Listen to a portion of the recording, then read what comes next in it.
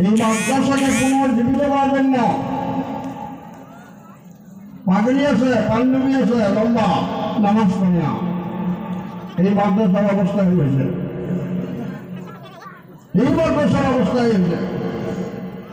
এই জন্য এই মাদ্রাসাকে জিন্দা করা, যে সমস্ত বুজুর্গ এই মাদ্রাসার খুঁটি কেটে দিচ্ছে, ওনাদের কি আশা ছিল যে আমরা যেমন এই মাদ্রাসাগুলো চলবে, সব আল্লাহ আজাদ থেকে আমরা বাঁচে থাকবো।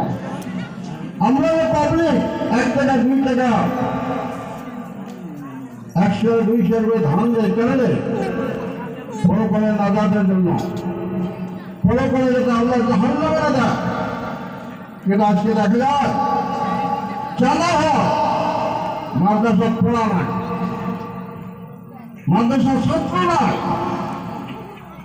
মানে আপনাদের কাছে অনুরোধ করলাম, আমরা সিনিয়র মানুষ হিসেবে, সিনিয়র আলেম হিসেবে, মুরব্বী হিসেবে এই জায়গা পার্শ্ববর্তী মাদ্রাসা লালুর মেহরবানি আছে, পার্শ্ববর্তী মেহরবানি ফরমানি আছে,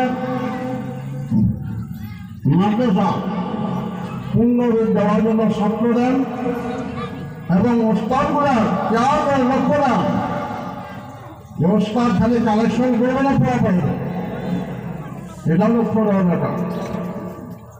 আমরা ছাত্র দেওয়ার জন্য রাজ দিয়েছি, ছাত্র দেব মাদ্রাসার পূর্ণ পর্যায়ে উন্নতি আমলগুলো হয়। কথাটা অনেকের ভালো লাগবে, অনেকগুলো বেড়া লাগবে। টিচার মিটার আসলে মানুষ ঠিক হয় না, টিচার মিটার আসলে মানুষ ঠিক হয় না। কেন মাদ্রাসা অবস্থায় লোকায় মাদ্রাসা কেন বানিয়েছে? ছেড়ে মাদ্রাসা কেন আছে? ছেড়ে নাই আসার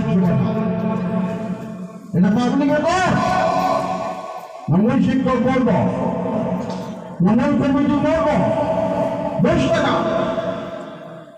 কেন আনে কেন? প্রত্যেকটা মানুষের হয়েছে মাদ্রাসা, কে জানে যাবে না, মেয়ে মানুষের জানা যায়, পর্দার আওয়াজ সেই জানা যায়।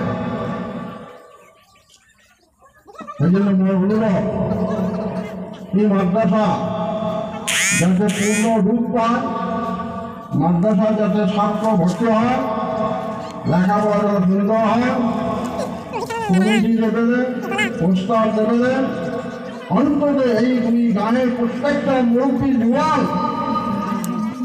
সকলের কাছে একদম সবিনয় অনুরোধ, মাদ্রাসা দিকে লক্ষ্য দেন, মাদ্রাসা থেকে আপনার চিন্তা করেন। বাবা তোমার হচ্ছে বড় বাবা